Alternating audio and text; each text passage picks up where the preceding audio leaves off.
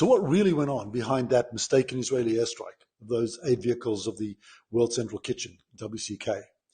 Well, I've been studying the details. Jerusalem Post, the IDF's analysis. It looks like it was a very clever trap by Hamas. It's like something out of a movie. It was Monday, April 1st, 10 p.m.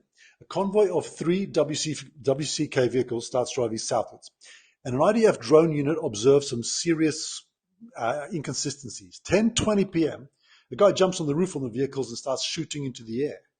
It's a way of sending a signal to other fighters, or maybe to draw the attention of the IDF, maybe causing them to strike. But they held off.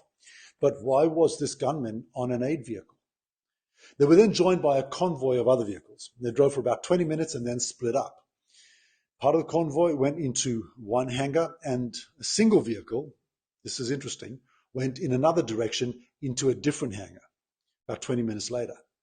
Now, the acts of splitting up the convoy and going into different hangars, well, it made it hard to see who had gone in and who had come out.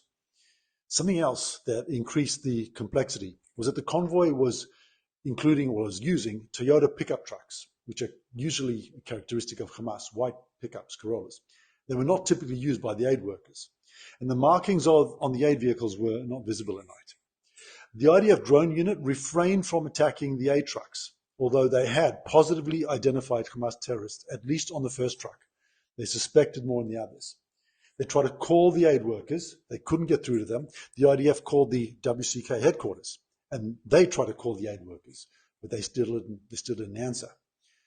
Now, when the vehicles left the hangar, the IDF drone unit believed they were not the same vehicles, that they were Hamas vehicles, or that Hamas operatives had taken over the convoy.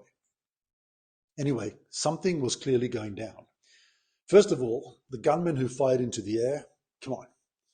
And who was in those other vehicles that joined the convoy? And why did they join the convoy? Why did the convoy split up and go into separate hangars? Why were they using white Corolla pickup trucks, typical of Hamas? Why did none of the aid workers answer their phones when they were called both by the IDF and by their employer? Well, the reason, I think, is that Hamas had them at gunpoint. It looks like the kind of thing drug dealers do to confuse the cops. I think the Hamas fighters hijacked the convoy, threatened the aid workers to stay silent and follow their instructions, and fired into the air to make sure the IDF was watching. Then they made it look like a terrorist operation was going down. The lone vehicle that split from the convoy and drove in the opposite direction, I think that was the Hamas fighters getting away from the scene. They knew the trap was set, and the IDF would probably strike the other vehicles. This would bring a ton of condemnation down on Israel and maybe even pressure them to stop going after Hamas. 7 aid workers were killed, innocent people from different countries who just wanted to help people in need. I think they didn't understand the reality of Gaza, how cunning and ruthless Hamas can be. Israel took full responsibility, and an investigation was immediately conducted. 2 IDF officers were fired, and both the government and the military made a profuse and heartfelt apology and stated that they value the work of World Central Kitchen. Now, the CEO of WCK accused Israel of intentionally targeting the vehicles, but that is ridiculous. Seriously, it's rubbish. It makes no sense for Israel to do that. It was probably a trap, and Hamas fooled everybody. The aid workers, the IDF, a lot of people around the world. People are just too naive to understand how devious and ruthless Hamas really is. Remember, 20 years ago, they perfected the suicide bomber. They engineer collateral damage as a propaganda tool. They've got no problem sacrificing their own people. You think they'd hesitate to sacrifice foreigners? And a quick word about the condemnation that's been directed at Israel for this. When the US was at war in Afghanistan, 2008, they accidentally struck a wedding party. 47 civilians were killed, including the bride. 4 months later, believe it or not, another strike at a wedding, 37 civilians killed. 2021, drone strike, Kabul, 10 people killed, an aid worker and some children. I could go on. Look, I can accept criticism, but I don't accept hypocrisy.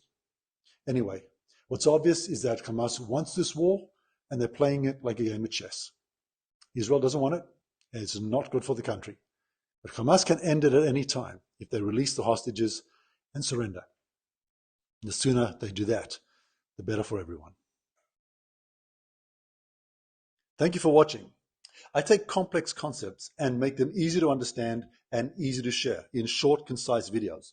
If you value my content, please consider supporting my channel at patreon.com/EliEzraOfficial.